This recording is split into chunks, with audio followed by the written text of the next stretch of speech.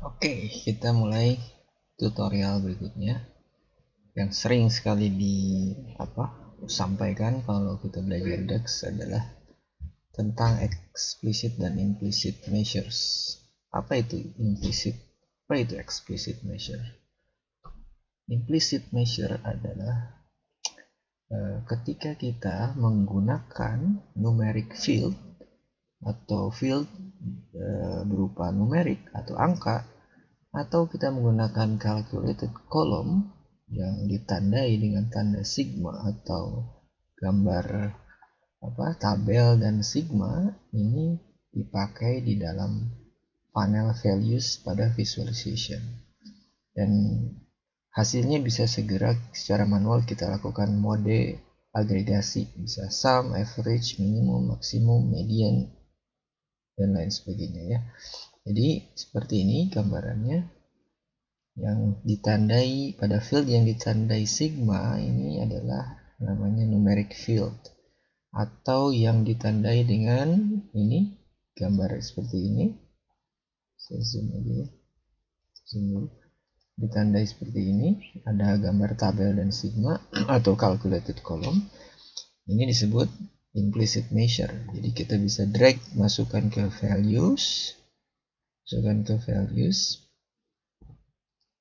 di sini values, kita drag dari field ini ke values, dan kita bisa lakukan tahap lanjutan adalah bisa diagregasi, bisa di sum, bisa di average, minimum, maksimum, count, distinct, count, standard deviation, variance, median.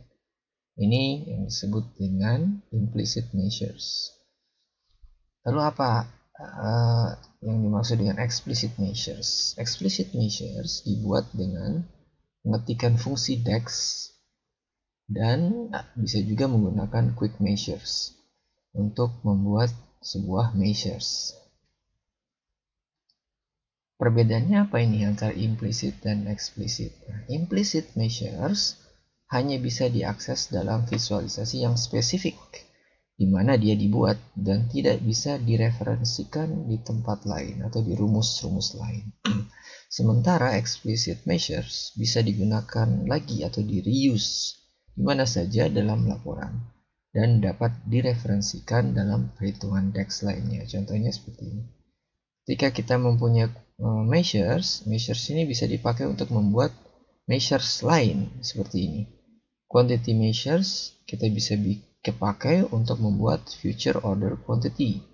Misalkan contohnya quantity measure ditambah 5 dikali 5%. Jadi katakan ada peningkatan 5% di future order quantity. Kita bisa kita pakai reuse, digunakan ulang quantity measure ini. Measures ini kita pakai ulang. Sementara kalau menggunakan implicit measures tidak bisa dipakai ulang. Hanya bisa sekali begitu aja untuk di tempat dimana dia dibuat. Mari kita lihat ke TKP langsung aja ya. Nah, contoh kita buat langsung seperti ini. Jadi kita akan coba buat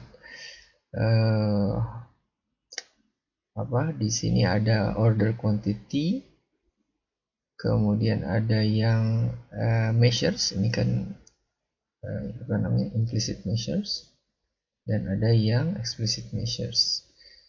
Langsung aja ke TKP supaya lebih jelas. Kita hapus dulu.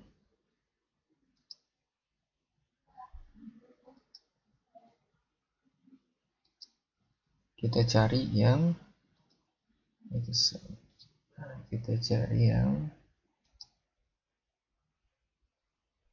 implicit ini bisa implicit atau yang ada sigma. Nah, ini contohnya, ini implicit measures. Taruh aja di sini. Kita bikin dia berupa tabel saja ya. Ini adalah revenue calculated column. Kalau kita lihat dari data ini, jadi ada revenue calculated column itu adalah ordinary order quantity dikali product price. Order quantity ada di sini dikali product price yang ada di tabel produk ya. Hasilnya seperti ini. Itu adalah revenue calculated column. Dia fungsi ada di tabel sales berupa satu kolom yang disebut kolom revenue. Ada juga yang misalkan sudah jadi. Nah, ini adalah implicit measure. Ini implicit measures. Kita lihat di sini. Jadi sales, coba ya kita lihat di sales. Nah, ini order line item nih implicit measures. Order quantity implicit measure karena ada sigma. Kalau ini sigma tapi ada tabel, artinya apa? Dia calculated column. Jadi kalau kita di visual, kita bisa drag to order line item. Order line item. Ini adalah implicit measures. Ini juga sama implicit measures. Kalau yang disebut measures yang mana nih? Measures adalah contohnya ini revenue. Drag ya revenue ke sini. Revenue antara revenue implicit measures yang merupakan calculated column dan revenue yang measures itu nilainya sama. Tetapi bedanya apa? Kalau yang ini tidak bisa dipakai ulang, tidak bisa reuse. Kalau ini bisa reuse. Contohnya apa? Ini kan revenue nih. Revenue di sini lihat ya. Revenue lihat di sini adalah perkalian dari sales order quantity dikali related to product price ya dengan sum x. Ini adalah agregasinya sum x. Jadi ini measures berupa measures. Kalau measures jatuhnya seperti ini. Measures ini bisa dipakai ulang. Contohnya gimana? Saya ingin bikin future measures. Future measures adalah revenue yang tadi itu rumusnya kita bikin revenue measures ditambah revenue dikali 5/100 atau 5%. Jadilah sebuah measure baru. Jadi measure baru ini dibangun dari revenue, dari measure lama, tidak dibangun dari implicit measures. Implicit measures seperti revenue calculated column tidak bisa dipanggil untuk dipakai kembali, tidak bisa. Yang bisa adalah measures bisa dipakai ulang. Kita taruh di sini dari future revenue bisa dipakai. Dia di create dari measure measure sebelumnya itu revenue. Jadi itu kelebihan explicit measures. Kemudian kita juga bisa bikin, kalau kita ini pecah, misalkan kita breakdown ke dalam bentuk di customernya ada occupation ya, jadi ada macam-macam pekerjaan di customer yang kita punya. Contoh ini kita bangun pakai matrix saja supaya bisa lebih jelas. Jadi di matrix ini ada occupation sebagai barisnya. Contoh gini ya, ada occupation. Nah, di sini saya ingin tahu sebetulnya persentase pekerja clerical terhadap total revenue itu berapa persen, manajemen berapa persen, manual berapa persen, profesional berapa persen. Jadi customer yang punya profesi profesional dan membelanjakan uangnya itu menghasilkan revenue penjualan berapa dibandingkan dengan pekerja-pekerja lain, jenis pekerja lain. Ini artinya apa? Revenue ini untuk clerical ya, revenue clerical dibagi total revenue sama dengan persentase. Nah, dengan implicit measure itu kita tidak mungkin melakukan kalkulasi ini dibagi ini dibagi ini dibagi ini, nggak bisa. Tapi menggunakan measures kita bisa lakukan. Saya sudah bikinkan di sini ada revenue, percentage revenue, nah percentage occupation, lihat ya.